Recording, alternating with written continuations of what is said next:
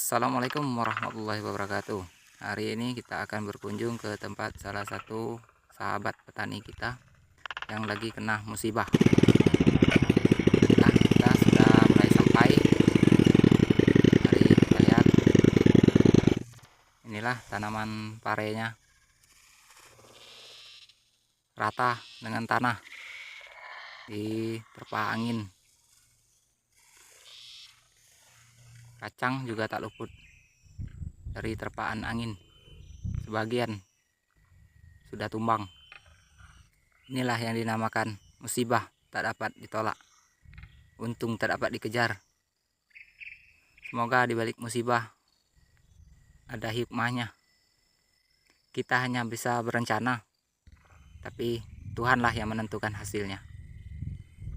Semoga diganti dengan yang lebih baik lagi.